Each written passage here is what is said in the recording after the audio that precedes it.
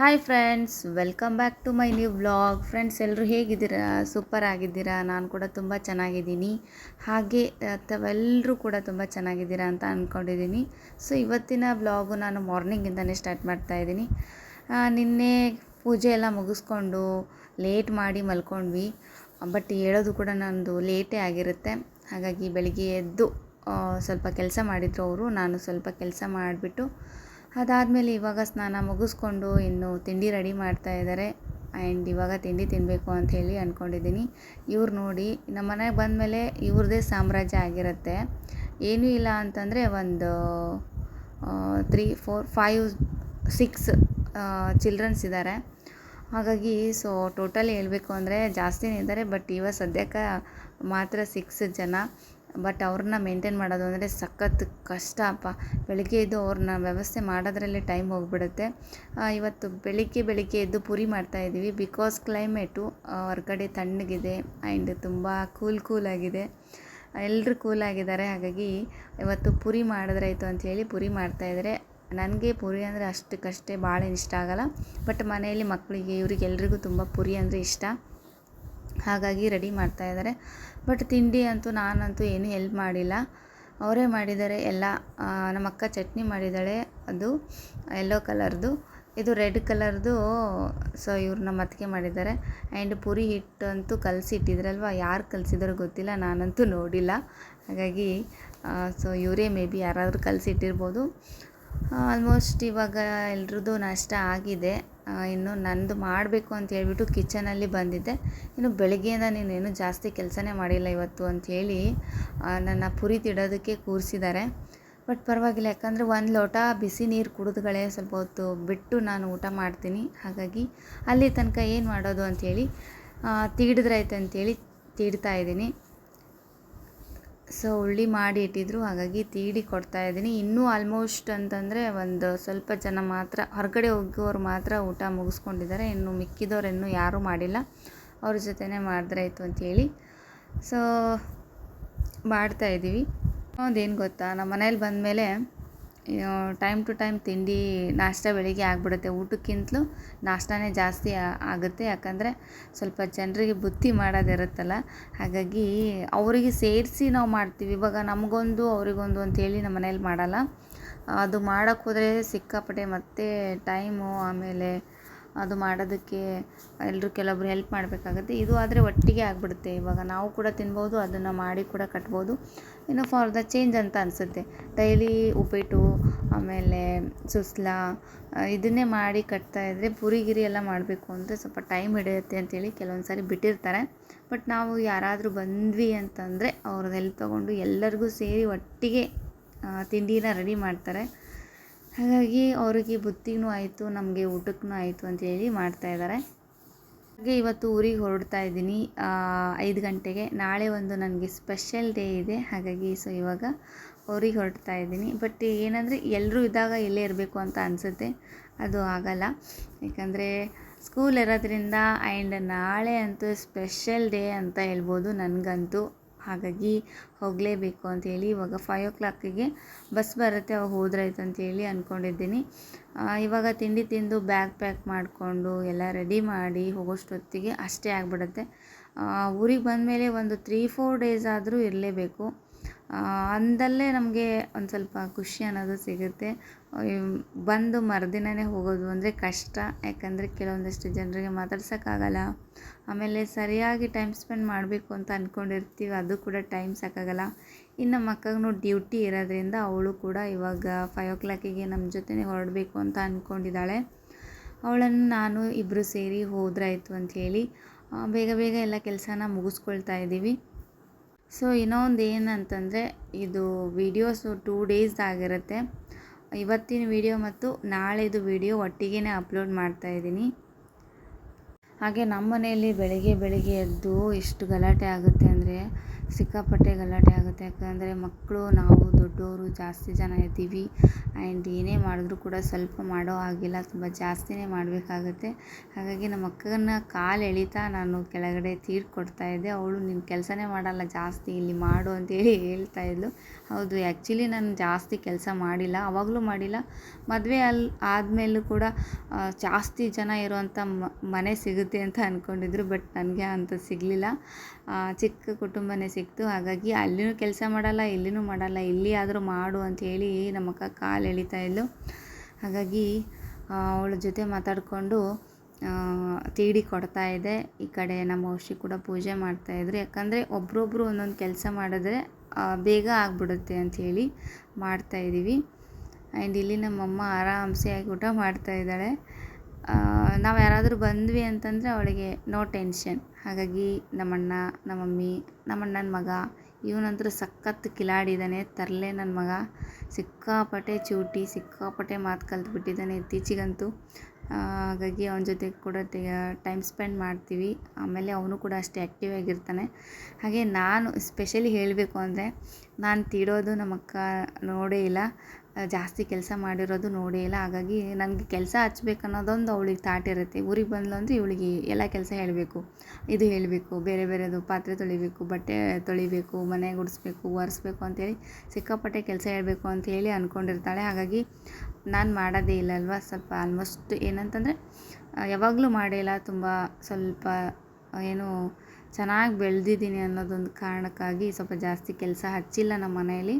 ಹಾಗಾಗಿ ನಾನು ಬೆಳೆದಿರೋದು ಹಾಗೆ, ಇವಾಗಲೂ ಕೂಡ ಹಾಗೆ ಇದ್ದೀನಿ. ಓಕೆನಾ. ಇನ್ನು ತಿಂಡಿ ಎಲ್ಲ ತಿಂದು ಇನ್ನು ಮಾರನೇ ದಿನ ಊರಿಂದ ಬಂದ ಮೇಲೆ ಮಾರನೇ ದಿನ ಬ್ಲಾಗನ್ನು ಕಂಟಿನ್ಯೂ ಮಾಡ್ತಾಯಿದ್ದೀನಿ. ಎಂಡ್ ಮಾಡೋದಕ್ಕೆ ಆಮೇಲೆ ನಮಗೆ ಸಿಕ್ಕಾಪಟ್ಟೆ ಟಯರ್ಡ್ ಆಗಿಬಿಟ್ಟಿತ್ತು, ನೈಟ್ ವಿಡಿಯೋ ಮಾಡೋಕ್ಕಾಗಿಲ್ಲ. ಹಾಗಾಗಿ ಮಾರ್ನಿಂಗ್ ಎದ್ದು ಫ್ರೆಶ್ ಅಪ್ ಆದೆ ಸಖತ್ತಾಗಿ. ಇವತ್ತಿನ ಸ್ಪೆಷಲ್ ಡೇ ತುಂಬ ಜನರಿಗೆ ಗೊತ್ತಿರುತ್ತೆ. ನೈಟಿಂದನೇ ಮೆಸೇಜ್ ಬರ್ತಾಯಿತ್ತು.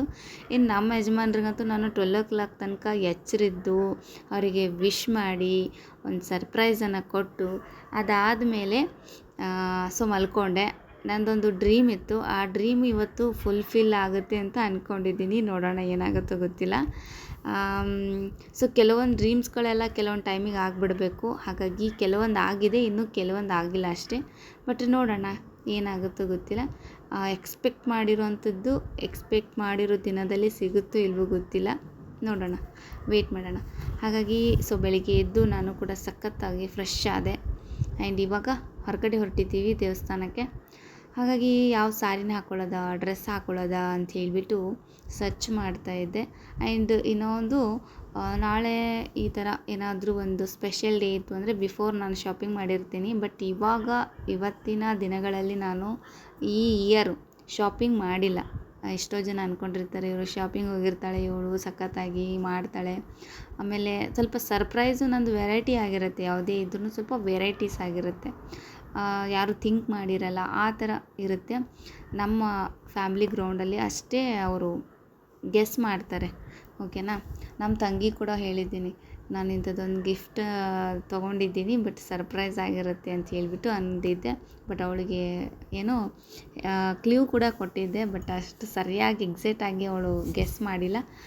ಹಾಗಾಗಿ ಇವತ್ತು ಇದರಲ್ಲಿ ತೋರಿಸ್ಕೊಡೋಣ ಅಂತ ಅಂದ್ಕೊಂಡಿದ್ದೀನಿ. ಆ್ಯಂಡ್ ಇವತ್ತು ನಾನು ಈ ಸ್ಯಾರಿನ ಹಾಕೋಬೇಕು ಅಂತ ಡಿಸೈಡ್ ಮಾಡಿದ್ದೀನಿ. But for the first time ಈ ಸ್ಯಾರಿನ ನಾನು ಯೂಸ್ ಮಾಡ್ತಾ ಇರೋದು. ಆಲ್ರೆಡಿ ಇವಾಗ ನಾಳೆ ಫಂಕ್ಷನ್ ಇರುತ್ತೆ ಅಂತ ಹೇಳ್ಬಿಟ್ಟು ಬಿಫೋರ್ 2 days ತೊಗೊಳ್ತೀವಲ್ಲ, ಆ ಥರ ತೊಗೊಳ್ಳಲ್ಲ. ಯಾವಾಗೋ ಒಂದು ಟೈಮಲ್ಲಿ ತೊಗೊಂಡಿರ್ತೀನಿ, ಅದು ಈ ಟೈಮ್ನಲ್ಲಿ ಹೆಲ್ಪ್ ಆಗುತ್ತೆ. ಯಾಕಂದರೆ ತೊಗೋಬೇಕು ಅಂತ ಅಂದ್ಕೊಂಡು ಹೊರಟಾಗ ನನಗೆ ಯಾವುದೂ ಕರೆಕ್ಟಾಗಿ ಸಿಗಲ್ಲ. ಕಲರ್ ಆಗಿರ್ಬೋದು, ಸೈಜ್ ಆಗಿರ್ಬೋದು, ಏನೇ ಆಗಿರ್ಬೋದು.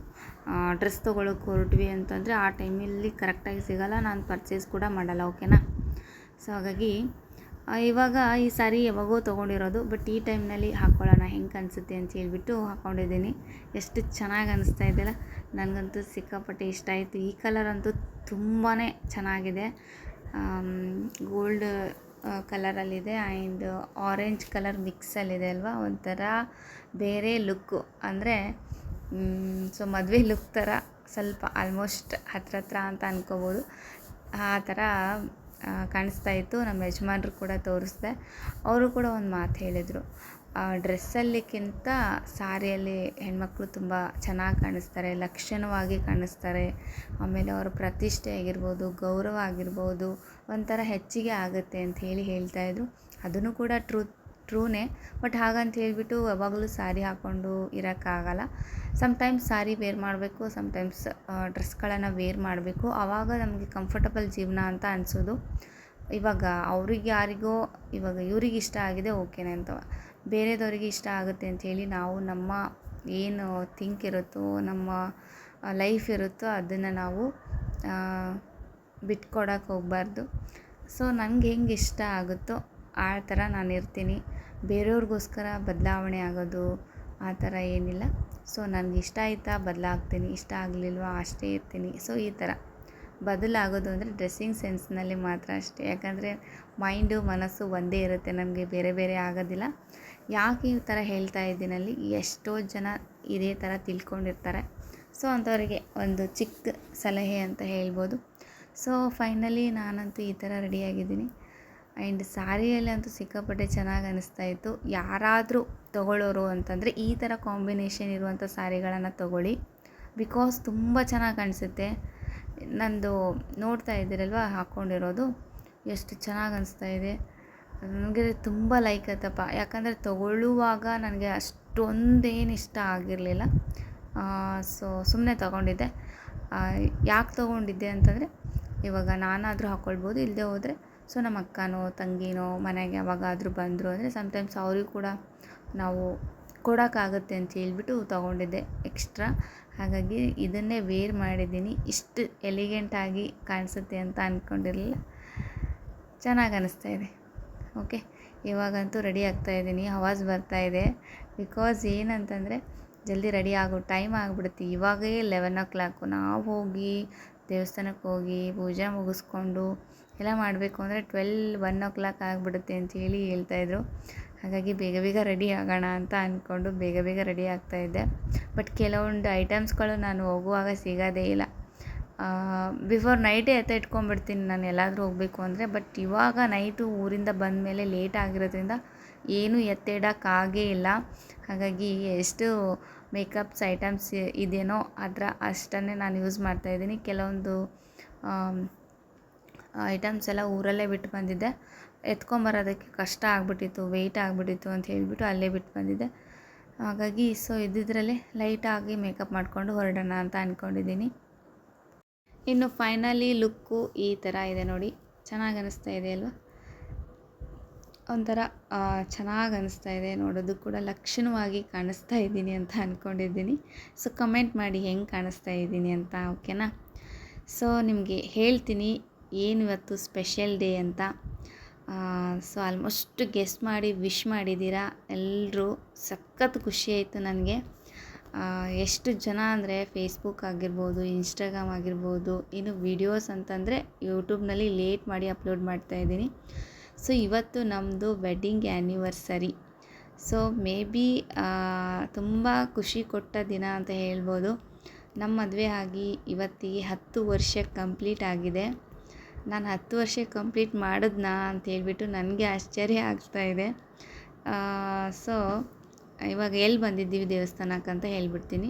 ನಮ್ಮ ಗುಲ್ಬರ್ಗದಲ್ಲಿರುವಂತಹ ಶರಣಬಸವೇಶ್ವರ ದೇವಸ್ಥಾನಕ್ಕೆ ಬಂದಿದ್ದೀವಿ. ಹೋದ ವರ್ಷವೂ ಕೂಡ ಬಂದಿದ್ವಿ. ಬಟ್ ಏನಂದರೆ ಆ ವರ್ಷಕ್ಕೆ ಈ ವರ್ಷಕ್ಕೆ ಕಂಪೇರ್ ಮಾಡಿದ್ರೆ ಈ ವರ್ಷ ನಮಗೆ ತುಂಬಾ ಗ್ರೇಟೆಸ್ಟ್ ಆದಂಥ ದಿನ ಅಂತ ಹೇಳ್ಬೋದು. ಸೊ ಬಿಕಾಸ್ 10 ವರ್ಷ ನಮ್ಮ ಲೈಫ್ ಜರ್ನಿಯಲ್ಲಿ ನಾವು ಕಳೆದಿರುವಂಥ ಕ್ಷಣಗಳು, ಖುಷಿ ಕ್ಷಣಗಳು, ದುಃಖ ಎಲ್ಲ ಬಂತು, ಇನ್ಕ್ಲೂಡ್ ಆಯಿತು. ಆ್ಯಂಡ್ ತುಂಬ ಖುಷಿ ಕೊಟ್ಟ ದಿನ. ಯಾವ ದಿನ ಮರೆತರೂ ಕೂಡ ನಾವು ಈ ದಿನ ಅಂತೂ ಮರೆಯೋಕ್ಕಾಗಲ್ಲ.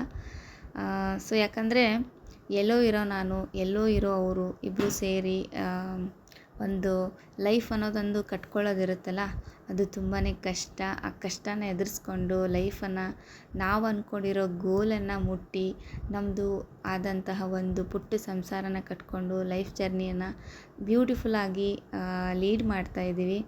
ಅದು ನಮಗೆ ಗೊತ್ತಿದೆ ಅವ್ರವ್ರ ಲೈಫ್ ಹೆಂಗಿರುತ್ತೆ ಅಂತ ಹೇಳಿಬಿಟ್ಟು. ಹಾಗಾಗಿ ತುಂಬ ಖುಷಿಯಾದಂಥ ದಿನ ಅಂತ ಹೇಳ್ಬೋದು. ಸೊ ನಾವು ನೈಟೇ ಪ್ಲ್ಯಾನ್ ಮಾಡ್ಕೊಳ್ಬೇಕು ಅಂತ ಅಂದ್ಕೊಂಡ್ವಿ, ಅಂದರೆ ಎಲ್ಲಿಗಾದರೂ ಹೊರಗಡೆ ಹೋಗೋಣ, ಟ್ರಿಪ್ಪು ಆ ಥರ ಈ ಥರ ಅಂತ. ಬಟ್ ಇವಾಗ ಮಕ್ಕಳದ್ದು ಸ್ಕೂಲ್ ಇರೋದ್ರಿಂದ ನಾವು ಹೊರಗಡೆ ಎಲ್ಲಿ ಹೋಗ್ತಾ ಇಲ್ಲ. ಹಾಗಾಗಿ ಇದ್ದಿದ್ರಲ್ಲೇ ಸಖತ್ತಾಗಿ ಸಿಂಪಲ್ಲಾಗಿ ಕ್ಯೂಟಾಗಿ ಎಂಜಾಯ್ ಮಾಡೋಣ ಅಂತ ಹೇಳ್ಬಿಟ್ಟು ದೇವಸ್ಥಾನಕ್ಕೆ ಬಂದಿದ್ವಿ. ಬಟ್ ನನಗೆ ಫಸ್ಟ್ ಕೊಟ್ಟಿರೋ ಗಿಫ್ಟ್ ಅಂತಂದರೆ ದೇವಸ್ಥಾನಕ್ಕೆ ಬಂದಮೇಲೆ ಹೂವು. ಯಾಕಂದರೆ ಏನು ತಪ್ಪಿಸಿದ್ರು ಕೂಡ ಅವ್ರು ಹೂವು ಮಾತ್ರ ತಪ್ಪಿಸಲ್ಲ. ಹಾಗಾಗಿ ಹೂವು ಕೊಟ್ಟರು, ಹೂವನ್ನು ಮುಡ್ಕೊಂಡು ದೇವ್ರ ದರ್ಶನ ಎಲ್ಲ ಮುಗಿಸ್ಕೊಂಡು ಅದಾದಮೇಲೆ ಅವ್ರ ಫೇವ್ರೇಟ್ ಆಗಿರುವಂಥದ್ದು ದೋಸೆನ ತಿಂದ್ವಿ, ಬೆಣ್ಣೆ ದೋಸೆ. ಅದಾದಮೇಲೆ ಅವರು ನೆಕ್ಸ್ಟ್ ಏನು ನನಗೆ ಸರ್ಪ್ರೈಸ್ ಆಗಿ, ನಾನು ಇದನ್ನು ನಿಜವಾಗ್ಲೂ ಅಂದ್ಕೊಂಡಿರಲಿಲ್ಲ ಇಲ್ಲಿಗೆ ಬರ್ತೀನಿ ಅಂತ ಹೇಳಿಬಿಟ್ಟು. ಯಾವಾಗಲೋ ಒಂದು ಸರಿ ಅವರಿಗೆ ಹೇಳಿದ್ದೆ ನನಗೆ ಈ ಥರದ್ದು ಒಂದು ರಿಂಗ್ ಬೇಕಾಗಿದೆ ಅಂಥೇಳಿ. ಅದು ಮೇ ಬಿ 6 ಇಯರ್ಸ್ ಬ್ಯಾಕ್ ಏನೋ ಹೇಳಿದೆ ಅಂತ ಅನ್ಕೋತೀನಿ. ಅದಾದಮೇಲೆ ಮತ್ತೆ ನಾನು ತಿರ್ಗಾ ಅದನ್ನು ನೆನಪೇ ಮಾಡಿಲ್ಲ. ಹಾಗಾಗಿ ಅವರು ಕರ್ಕೊಂಡು ಬಂದು ನನ್ನನ್ನು ರಿಂಗ್ ಸೆಲೆಕ್ಟ್ ಮಾಡು ಅಂಥೇಳಿ ಹೇಳ್ತಾ ಇದ್ದಾರೆ. ನನಗೆ ನಂಬಕ್ಕೆ ಆಗ್ತಾ ಇರಲಿಲ್ಲ. ಏನು ಇದು ಸುಮ್ಮನೆ ಇದಿರ್ಬೋದು ಅಂತ ಹೇಳಿಬಿಟ್ಟು ಅಂದ್ಕೊಂಡಿದ್ದೆ. ಹಾಗಾಗಿ ಇಲ್ಲ ಪರವಾಗಿಲ್ಲ ತಗೋ ಅಂಥೇಳಿ ಹೇಳ್ತಾ ಇದ್ದಾರೆ. ಈ ರಿಂಗ್ ಬಂದುಬಿಟ್ಟು ನಾನು ವಂಕಿ ರಿಂಗನ್ನು ಕೇಳಿದ್ದೆ ನನ್ನ ಕೈಗೆ. ಬಹಳ ದಿನದಿಂದ ಕೇಳಿದ್ದೆ. ಅದು ಇವಾಗ ನೆರವೇರಿತೋ ಇಲ್ವೋ ಗೊತ್ತಿಲ್ಲ. ಯಾಕಂದರೆ ಬಂದಮೇಲೆ ನಮಗೆ ಆ ಥರದ್ದು ನಾನು ಅಂದ್ಕೊಂಡಿರೋ ಡ್ರೀಮಲ್ಲಿರುವಂಥದ್ದು ರಿಂಗ್ ಸಿಗ್ತಾಯಿಲ್ಲ. ಇದು ಬಂದು ಡೈಮಂಡು. ನಿಮಗೆ ಹೇಳ್ಬಿಡ್ತೀನಿ, ಯಾಕಂದರೆ ಇದು ಡೈಮಂಡು 1 lakh ಅಬೋವ್ ಇದೆ ಇದ್ರದ್ದು. ಸೊ ನನಗೆ ಅಷ್ಟು ಕಾಸ್ಟ್ಲಿದು ಬೇಡ ಅಂತ ಅನ್ನಿಸ್ತು. ಅವರು ಕೊಡಿಸ್ತೀನಿ ಅಂತಂದರು, ನನಗೆ ಬೇಡ ಅಂತ ಅನ್ನಿಸ್ತು. ಫಸ್ಟಿಗೆ ನಾವು ಹೋಗಿರೋದು ಮಲಬಾರ್ಗೆ. ಅಲ್ಲಿ ನಾನು ಅಂದ್ಕೊಂಡಿರೋ ಡಿಸೈನ್ ಸಿಗಲಿಲ್ಲ. ಅದಾದಮೇಲೆ ಜಾಯಲುಕ್ಕಾಸಿಗೆ ಬಂದ್ವಿ. ಬಟ್ ಅಲ್ಲಿ ಸಖತ್ತಾಗಿ ಡಿಸೈನ್ಸ್ ಇದೆ. ಇದೆಲ್ಲ ಡೈಮಂಡ್ದೆ. ಬಟ್ ನಾನು ಗೋಲ್ಡಲ್ಲಿ ಇರಬೇಕು, ಪರ್ಲ್ ಇರಬಾರ್ದು ಆ್ಯಂಡ್ ಏನು ಸ್ಟೋನ್ ಇರಬಾರ್ದು ಅಂತೇಳಿ ಹೇಳಿದ್ದೆ. ಹಾಗಾಗಿ ನಾನು ಅಂದ್ಕೊಂಡಿರೋ ರಿಂಗು 2 ಶಾಪಲ್ಲಿ ಸಿಗಲೇ ಇಲ್ಲ. ಹಾಗಾಗಿ ಬಿಟ್ಟಿದ್ವಿ. ಅದಾದಮೇಲೆ ನೆಕ್ಸ್ಟ್ ಒಂದು ಪ್ಲೇಸಿಗೆ ಹೋಗಿ ಪರ್ಚೇಸ್ ಮಾಡಿದ್ವಿ. ಫೈನಲಿ ನಾನು ಅಂದ್ಕೊಂಡಿರೋ ರಿಂಗ್ ಅಂತೂ ಸಿಕ್ತು. ಇನ್ನು ನೈಟ್ ಸೆಲೆಬ್ರೇಷನ್ ನಾನು ತುಂಬ ಸಿಂಪಲ್ಲಾಗೆ ಮಾಡಿರೋದು. ನಮ್ಮ ಯಜಮಾನ್ರಿಗೆ ಇದೆಲ್ಲ ಇಷ್ಟ ಆಗಲ್ಲ. ಕೇಕ್ ತೊಗೊಂಬಂದು ಕಟ್ ಮಾಡೋದಾಗಿರ್ಬೋದು, ಸೆಲೆಬ್ರೇಷನ್ ಆಗಿರ್ಬೋದು. ಸೊ ಆಲ್ಮೋಸ್ಟ್ ಕಡಿಮೆನೇ. ಏನೋ ನನ್ನದು ಖುಷಿ ಪಡಿಸ್ಬೇಕು ಅನ್ನೋದಕ್ಕೋಸ್ಕರ ಸುಮ್ಮನೆ ಇರ್ತಾರೆ. ಇನ್ನು ಸೆಲೆಬ್ರೇಷನ್ ಅಂತ ಬಂದರೆ ತುಂಬ ಸಿಂಪಲ್ಲಾಗೆ ಮಾಡಿದ್ದೀನಿ. ಒಂದು ಕೇಕ್ ತೊಗೊಂಬಂದು ಕಟ್ ಮಾಡಿದ್ದೀವಿ ಅಷ್ಟೇ ಅಮ್ಮಗೋಸ್ಕರ. ಆ್ಯಂಡ್ ಸೊ ತುಂಬ ಖುಷಿ ಆಯಿತು ನನಗಂತೂ. ಅಮ್ಮ ವೆಡ್ಡಿಂಗ್ ಆ್ಯನಿವರ್ಸರಿ ಈ ಥರ ಚಿಕ್ಕದಾಗಿ ಸೆಲೆಬ್ರೇಷನ್ ಮಾಡ್ಕೊಂಡ್ವಿ. ಇಷ್ಟೇ ಸಾಕು ಸಿಂಪಲ್ಲಾಗಿ ಅಂತ ಅನ್ನಿಸ್ತು. ಆ್ಯಂಡ್ ಹಾಗಾಗಿ ಚಿಕ್ಕ ಸೆಲೆಬ್ರೇಷನ್ ನನಗಂತೂ ತುಂಬ ಖುಷಿ ಕೊಟ್ಟಿದೆ. ಆ್ಯಂಡ್ ನೀವು ಕೂಡ ಎಂಜಾಯ್ ಮಾಡಿದ್ದೀರಾ ಅಂತ ಅಂದ್ಕೊಂಡಿದ್ದೀನಿ. ಹಾಗಾಗಿ ಸೊ ಇವತ್ತಿನ ವಿಡಿಯೋ ಇಲ್ಲಿಗೆ ಏನು ಮಾಡ್ತಾ ಇದ್ದೀನಿ. ಇನ್ನು ನಾಳೆ ಇನ್ನೊಂದು ಹೊಸ ವಿಡಿಯೋದೊಂದಿಗೆ ಮತ್ತೊಮ್ಮೆ ಸಿಗ್ತೀನಿ. ಅಲ್ಲಿವರೆಗೂ ಟೇಕ್ ಕೇರ್, ಬಾಯ್.